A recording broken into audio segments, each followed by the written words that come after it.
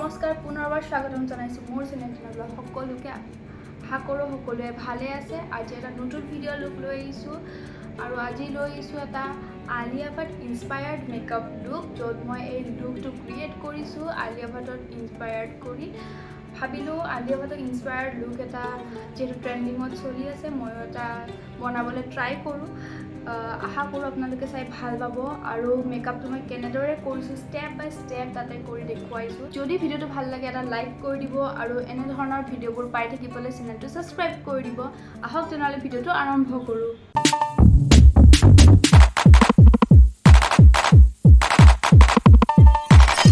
মেকআপটো আৰম্ভ কৰাৰ আগতে মই মুখখন ভালদৰে ফেচ ৱাছ কৰি লৈছোঁ। ফাৰ্ষ্ট ষ্টেপটো হ'ল মইশ্চাৰাইজাৰ আৰু মই ইয়াতে গুড ভাইবছৰ ভিটামিন ই মইশ্চাৰাইজাৰটো ব্যৱহাৰ কৰিছোঁ। যিহেতু এইটো এটা লাইট ৱেইট মইশ্চাৰাইজাৰ হয়, গতিকে গৰম দিনত এপ্লাই কৰিবলৈও এইটো বিৰাটেই ভাল হয়।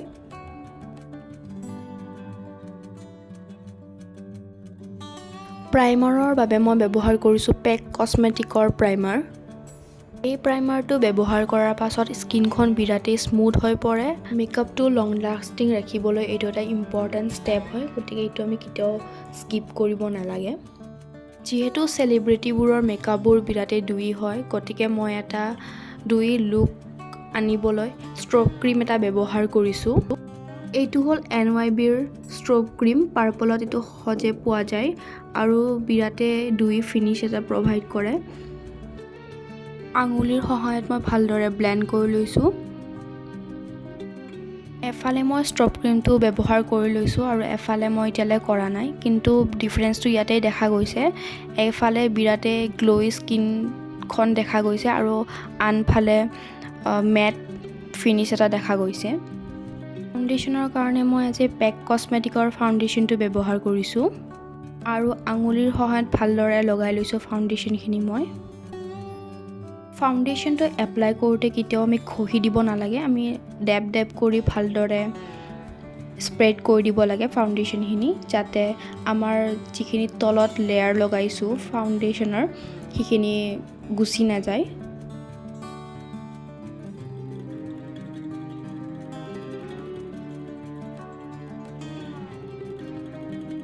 তাৰপাছত মই ব্ৰাছডালেৰে ভালদৰে ব্লেণ্ড কৰি লৈছোঁ ইভেনকৈ, যাতে এটা ফ্ললেছ লুক আহে।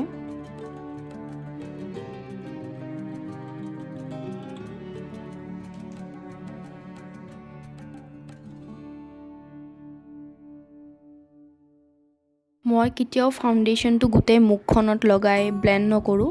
এক চাইডে ভালদৰে লগাই লৈ ব্লেণ্ড কৰি লওঁ, তাৰপাছত নেক্সট চাইডে লগাওঁ, যাতে ফাউণ্ডেশ্যনখিনি মুখখনত শুকাই নাযায়। কাৰণ ফাউণ্ডেশ্যনখিনি মুখখনত শুকাই গ'লে বা ড্ৰাই হৈ গ'লে ব্লেণ্ড কৰিবলৈ বিৰাটেই দিগদাৰ হয় আৰু এনেদৰে ফাউণ্ডেশ্যনটো ব্লেণ্ড কৰিলে বেজখন বিৰাটেই ফ্ললেছ দেখায় আৰু ক্লিন দেখায়, কোনো ধৰণৰ ক্ৰেক নাহে মেকআপত।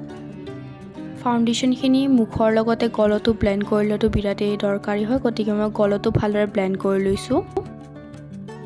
তাৰপাছত মই কনচিলাৰটো ব্যৱহাৰ কৰিছোঁ আৰু কনচিলাৰৰ কাৰণে আজি মই লৈছোঁ চুইছ বিউটিৰ কনচিলাৰ।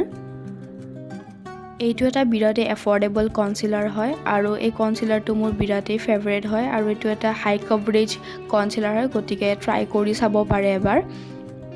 এই কনচিলাৰটো যিকোনো ৱেবছাইটতে এভেইলেবল থাকে সদায় আৰু অফাৰ প্ৰাইজতে থাকে। 150ৰ পৰা 200ৰ ভিতৰত এইটো ইজিলি এভেইলেবল হৈ যায়, গতিকে ট্ৰাই কৰি চাব পাৰে। কনচিলাৰটো মই হাইলাইটিং এৰিয়াবোৰত লগাই লৈছোঁ আৰু ভালদৰে ব্লেণ্ড কৰি লৈছোঁ। সদায় অলপ অলপ প্ৰডাক্ট লৈ ব্লেণ্ড কৰিব লাগে, বেছি প্ৰডাক্ট লৈ ব্লেণ্ড কৰিব গ'লে ক্ৰিকি হৈ যাব পাৰে।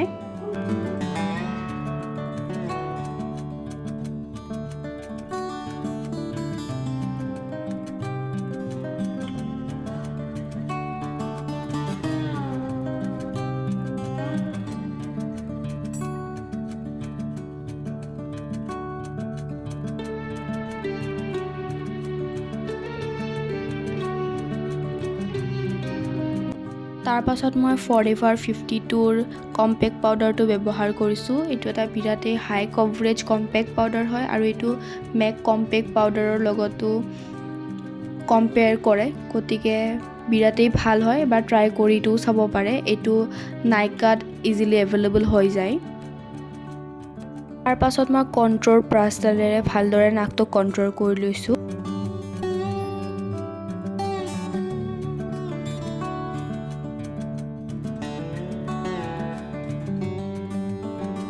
কণ্ট্ৰ'ৰ ব্ৰাছৰ সলনি আমি হাতেৰেও নাকটো কণ্ট্ৰ'ল কৰিব পাৰোঁ। প্ৰডাক্টখিনি আঙুলিৰ সহায়ত লৈ মই ভিডিঅ'ত দেখুওৱাৰ দৰে যদি এপ্লাই কৰে তেনেহ'লে ধুনীয়াকৈ এপ্লাই হৈ যাব, ব্ৰাছৰ কোনো প্ৰয়োজন নাই। কাজলৰ কাৰণে মই নাইকাৰ জেল লাইনাৰডাল ব্যৱহাৰ কৰিছোঁ। প্ৰথমতে মই কাজল এপ্লাই কৰি লৈছোঁ আৰু কাজলখিনি অলপ মোটাকৈ এপ্লাই কৰি লৈছোঁ। এই যে লুজ পাউডাৰখিনি চকুৰ তলত এপ্লাই কৰি লৈছোঁ, আপোনালোকে চাগে ভাবিছে এইটো কিয় এপ্লাই কৰিছে, যাতে আমি আই মেকআপটো কৰোঁতে যিকোনো ফল আউট হ'লে পাউডাৰখিনিৰ ওপৰতে পৰে আৰু যাতে আমি ভালদৰে ক্লিন কৰি দিব পাৰোঁ। তাৰ পাছত মই কাজলখিনিৰ ওপৰত ভালদৰে ব্লেক কালাৰ আইশ্বেড'ৰে স্মাচ কৰি লৈছোঁ।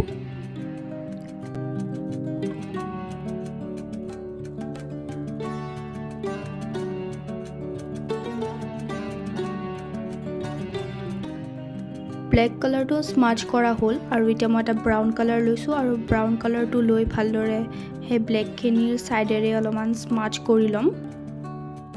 আইশ্বেড'খিনি স্মাচ কৰি থাকোঁতে যিখিনি ফল আউট হৈছে সেইখিনি পাউডাৰটোৰ ওপৰতে পৰি গৈছে আৰু মই আকৌ অলপমান পাউডাৰ লগাই লৈছোঁ। লৈ সেই ব্ৰাছডালৰ সহায়ত ভালদৰে ক্লিন কৰি লৈছোঁ। ভিডিঅ'টোত ভালদৰে মই দেখাই দিছোঁ কেনেদৰে ক্লিন কৰিছোঁ আৰু লুকটো তেতিয়া বিৰাটেই ইভেন দেখাইছে। তাৰ পাছত মই এংগল ব্ৰাছডালেৰে ব্লেক কালাৰটো লৈ ভালদৰে স্মাচ কৰি লৈছোঁ। ইয়াত মই কোনো ধৰণৰ আইশ্বেড' কালাৰ ব্যৱহাৰ কৰা নাই, ডাইৰেক্ট ব্লেক কালাৰটো লৈ ভিডিঅ'টোত দেখুওৱাৰ দৰে স্মাচ কৰি লৈছোঁ আৰু তাৰে ওপৰত ব্ৰাউন কালাৰটো লৈ সেই ছেইম ব্ৰাছডালেৰে আকৌ স্মাচ কৰি লৈছোঁ। যিহেতু আলিয়া ভাটৰ আই লুকটো একদমেই চিম্পল আছিলে আৰু অলপমান ব্ৰাউন ব্লেক স্মকি আছিলে, গতিকে ময়ো তেনেদৰে কৰিবলৈ ট্ৰাই কৰিছোঁ। তাৰপাছত মই ফ্লাফি ব্ৰাছডাল লৈছোঁ আৰু সেই ব্ৰাউন কালাৰখিনিকে মই অলপমান ব্লেণ্ড কৰি লৈছোঁ ভালদৰে। নেক্সট চকুটোতো মই একেদৰে এপ্লাই কৰিছোঁ। ফাৰ্ষ্টতে ব্লেক কালাৰটো লৈ স্মাচ কৰি লৈছোঁ, তাৰ পাছত মই ব্ৰাউন কালাৰটো লৈ স্মাচ কৰি লৈছোঁ আৰু ফ্লাফি ব্ৰাছডালেৰে সেইখিনিকে মই ভালদৰে ব্লেণ্ড কৰি লৈছোঁ। কোনো ধৰণৰ এক্সট্ৰা প্ৰডাক্ট লোৱা নাই, যিমান পাৰোঁ সেইখিনিকে মই ব্লেণ্ড কৰিছোঁ। ব্লেণ্ডিং যিমানেই ভাল হ'ব আই মেকআপটো সিমানেই ধুনীয়া দেখাব, স্মুথ দেখাব। তাৰ পাছত মই মেবেলিনৰ মাস্কাৰাডাল ব্যৱহাৰ কৰি লৈছোঁ আৰু এইটো মোৰ আই লুক কমপ্লিট হৈ গ'ল ইয়াতে। তাৰ পাছত মই একেডাল এংগল ব্ৰাছেৰে আইব্ৰ'টো ফিল কৰি লৈছোঁ আৰু আইব্ৰ'টো ফিল কৰিবলৈ মই ব্ৰাউন কালাৰটো লৈছোঁ। ব্ৰাউন আই শ্বেডো ল'ব পাৰে বা আইব্ৰ' ফিলাৰো বেলেগকৈ আহে সেইটোও ল'ব পাৰে।